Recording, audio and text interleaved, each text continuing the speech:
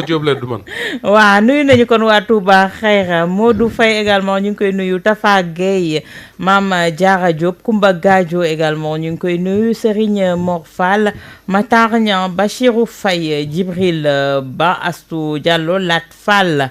ñu ngi leen di nuyu ñoom ñëpp ça file très vite. Pape Sané ñu ñëw ak yow ci tey la une de l'Observateur mooy ki nga xamante ne moo di doomu président Macky Sall koo xamante ne amul liggéey tey ñu lay dénombreel ay milliards ñu ne la ñu ngi ko convoqué le 7 mai. sëñ Amadou wax dëgg yàlla. Pape Sané. donc question bi nga posé kay moo gën a yéeme amul liggéey ñu koy laaj. waaw ay di ko fayee ko elan ay milliards. ay milliards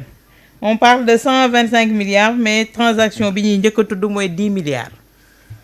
waaw xam nga bu ñuy wax souvent que à un certain moment le Sénégal n'était plus un pays am naa suma benn xarit je le salue au passage Pape Fall te mu ne ma yooyu ñuy wax mu ne ma mais grand doo ma wóoral effectivement ndax këyit yi réew wala am ndax Sénégal am na këyit yooyu quoi mu ne ma noo wóoral moo ko daal. extrait de naissance waaw extrait déclaration yi mu ne ma maanaam moom affaire bi daal comprendre lul ba léegi quoi. mais effectivement awa xam nga liroon c'est ironique quoi mais. jar na laaj extrait de naissance état au Sénégal. nee naa leen ñun dañu naroon toog rek ñu ne ñu génn leen Sénégal jaay nañ ko uti leen foo leen dëkk. moo tax je vous dis quelque part gars yi dañoo yemoon Ablaye Wade quoi Ablaye Wade def na lu ne mais lii moom doo ko def. non c'est-à-dire ce qui s'est passé ici mais wax dëgg yàlla awa. man de dañ nekk ci média damay wax. sama aqulaay taala Amadou papam ak yaayam nijaayam amuñu mbokk bu milliardaire bu ñu mën a doon déedéet dañuy wax rek waaw ci diggante ay fukki at ak ñaar ñu ne la waxuma sax président jéggal naa ko mais doomu président ay doomu président sax mais moom nañu tuddugum ñu ne doomu président amul fonction Amadou Macky Sall ñu ngi ko tudd ci mbirum 125 milliards di ko ci topp ci benn 10 milliards bi nga xam ne ñoom leer na leen jaaral na ko ci benn banque loolu mooy juste li nga xam ne moom nañu gis mais soxna Awa soo doon toog ak ñi nga xam ne ñoo ko jege xam ko na mu doon maye xaalis surtout ci jamono ji ñuy recruter nervi yeeg mbër yeeg fii.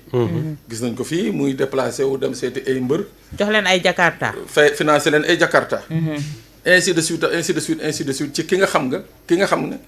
yorewul nee nañu liggéey xëy mais am na bu gën a garaaw boobu te yaakaar naa ni bii nii mooy brèche bi gis nga Pape Moussa Ba gis nga pooru Sendou bii am na ci benn matériel bi nga xam ne. matériel boobu c'est le matériel bi nga xam ne moo tax ba tey jii port bi mënagul fonctionner mënagul démarrer ñu ci bëri jàpp nañ ni que société bii nga xam ne moom moo basé wu aux États-Unis passé le marché société boobu soriwul ak kii ñuy tudd ñu ci bëri nag les acteurs portuaires wax nañ ko te loolu rek war na la ni que y avait eu une implication de la famille présidentielle dans la gestion des deniers publics. ah loolu kay ça ne se discute plus. waaw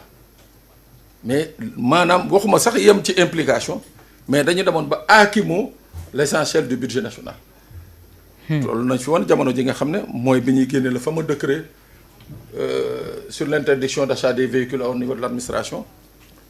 moment boobu moom ñu ngi koy favoriser ak ay ñoñam ñiy jël ay oto di ko louer. kii nga xam ne mooy administration du Sénégal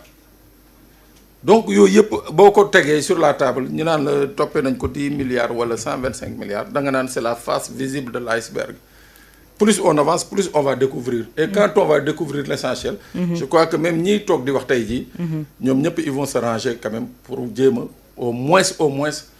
exiger cet argent qui a été pris indûment aux Sénégalais.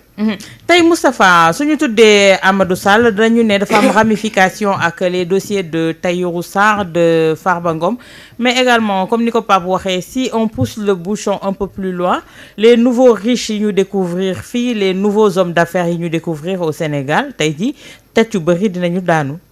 xam nga liy xew nii ci réew bi wala boog du ma ne liy xew mais li ñu nekk di gis dafay wane des pratiques yoo xam ne yàgg na ci réewum Sénégal. et que gouvernement bu ñëw au lieu que nga xeex ko dindi ko fi da nga koy encourager finalement. Et ce qui est vraiment dommage et c'est ça que moi je n'arrive pas à comprendre c'est que Macky Sall mi nga xam ne moo nekkoon président au Sénégal à partir de 2012. Il était au PDS. Il a été ministre de l'Intérieur au PDS Ablaye Wade. Son premier ministre président de l'Assemblée. Il fait partie des gens qui dénonçaient ni nga xamee ne noonu la Karim Wade présent woon dans les affaires de l'État. Dans un premier temps Macky Sall géwélu Karim Wade la woon doon ko tagg bu fàttaliku ne nem si yàlla Mamadou Dia le grand Maodo mas na fee bind benn texte di wax ci Karim Wade ak la famille Wade ak seen présence ci pouvoir bi Macky Sall bi moo ko tontu woon tontu ko tontu bu ñàkk kersa. Le même Macky Sall moo wëlbatiku bi mu demee nekk président assemblée Mamadou Seck nekkoon le président de la commission des finances ñu convoqué Karim Wade pour déglu ko ci affaire annoncée yi c'est le problème ba commencé. Après quel est le discours qu'on nous vendait mooy Karim Wade est trop présent dans les affaires de l'État. Ablaye Wade jóge fi Macky Sall remplacé ko mais man je me disais que ni Macky Sall il est la personne la mieux placée pour retenir les leçons de ce qui s'est passé avec Karim Wade d'autant plus que ci nguuram lañ jàppee Karim Wade def ci kaso bi. Macky Sall ne le fait pas il prend ses goros ses xawma lan ak lan mettre leen dans le pouvoir. jox leen des postes de responsabilité. À l'époque y a des gens qui disaient que Amadou mii kat dafa amul âge wala jàng bu ko may mu nekk ministre wala leneen kon papaam defoon na ko bu yàgg. ñu naan non loolu moom sañu ko ak tout ce qui se passe ak Karim Wade mais ndekete lañ doon def te tey les enquêtes commencé di ko wane mais moo yées nekkoon un membre du gouvernement wala leen. parce que yow nee nañ yow occupé woo benn fonction au niveau étatique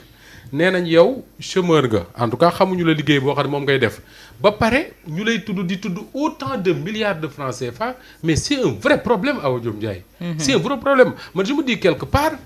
que ni àdduna bi doxee nii waroon na président Bassirou Diomaye Faye keroog ba mu jëlee nguur ga mu jël ay mesures conservatoires comme ni ñu ko jëlee bu yàggul ci yenn ministres yi mais jël ko ci l'ancien président ak sa famille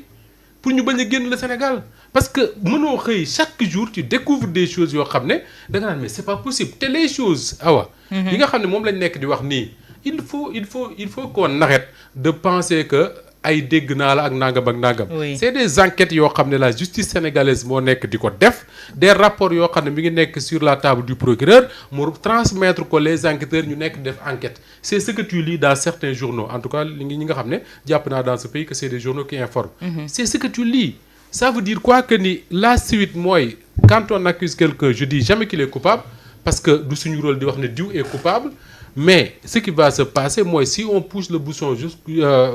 ba fa mu war a dem def les enquêtes yi ñu war a def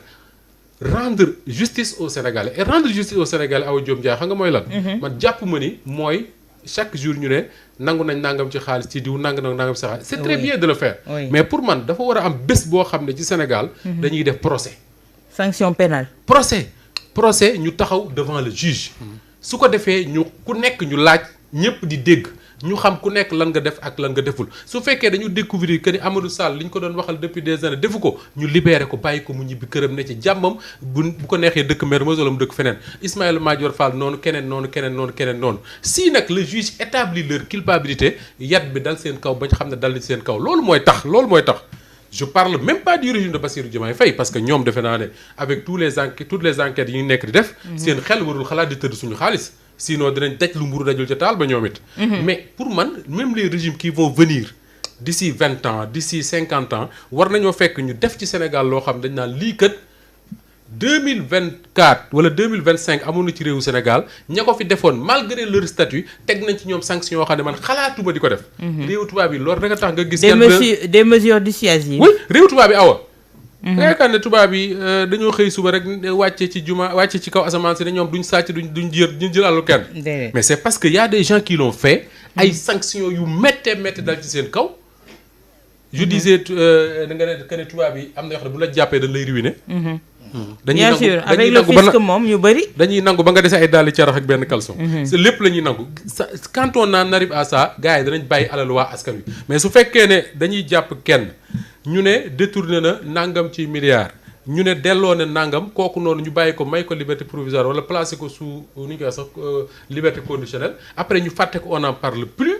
wala ñu tudd kenn ci journaux yi ne convoqué nañ ko ma nga xaw ma fan kenn gis ko ñëwul on n'en parle plus mais les gens qui nous gouvernent aujourd'hui et ceux qui vont nous gouverner déwén année prochaine ak yeneen mais ils seront capables de refaire les mêmes choses. les mêmes choses Ayoba tey le 7 mai bi ñuy xaar ci wàllu yoon ki nga xamante ne moom moo di Amadou Sall mais li ci juge bi toftal moo di ne dafa demander le mandat de dépôt systématique est-ce que yaakaar nga ne kon kooku dina teg tànkam ci suufu Sénégal. Macky Sall di xalaatul bàyyi doomam en tout cas muy jël avion di ñëw Sénégal di wuyu si fi nga xamante ni moom mooy pôle judiciaire financier loolu Macky Sall xalaatu ko sax. maintenant nag ab état du Sénégal ñoom ñi nga xamante ni tey jii ñoom ñoo ko mettre en accusation je pense que ñoom ñoo war a utiliser les moyens yi ñu koy extrader wala yi ñuy fexee ba mu ñëw fii wuyu si fii nga xamante ni mooy justice bu ñëwul ñu lancer un mandat d'arrêt international pour arrêter ko tout simplement et yaakaar naa ni loolu dina xaw a jafe-jafe trop ak Macky Sall c'est un ancien président am na ay réseau yu bëri yoo xamante ni tey jii am na ko am na ay encore ay moyens yu mu aaree doomam ba du tegaat tànkam Sénégal bañ koy jàpp donc le 7 mai xaw ma nag ban jeunes yi la ñuy def ba extrader ko wala ba ñu iri ko ba mu ñëw fii wuyu ji fii nga xamante ni tey jii mooy ñu iri ko waaw ba mu wuyu ji fii mooy pôle judiciaire financier mais honnêtement yaakaaruma ni Macky Sall dina bàyyi doomam mu jël avion wàcc Sénégal pour dem wuyu ji justice te mu xam ni bu ñëwee gars yi dañ koy yóbbu fële nga xamante ni mooy ndungu siin te justice boobu la Macky Sall di gëj a nelaw ci àdduna et comme ni ko Moustapha waxee aussi au début de son propos je pense que Macky Sall devrait être la dernière personne buy mêler doomam ci affaire état ak histoire bi mu am ci ak Karim Wade et tout ak Wade après mu jàpp ko tëj ko kaso pour enrichissement illicite ci benn procès boo xamante ni soulevé na plusieurs polémiques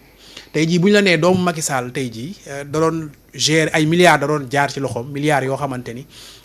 ci suñu gafak ak réew la jóge suñu trésor public la jóge te Macky Sall taxawoon fii def entretien je pense à la veille de l'élection présidentielle de 2019 ni doomam di chômeur la. waaw pare na jàngam amagul liggéey mi ngi chômé mais kuy chômé entre 2019 ak 2024 nga mën a gérer quand même un pactole de plusieurs milliards de francs CFA yuy jaar ak ci ban ñu naan la agent immobilier nga ban niveau de responsabilité nga amoon ci suñu état ba war état xaalis boobu yëpp war a jaar ci sa loxo di transiter ci trésor public jaar ci sa loxo pour dem ci yeneen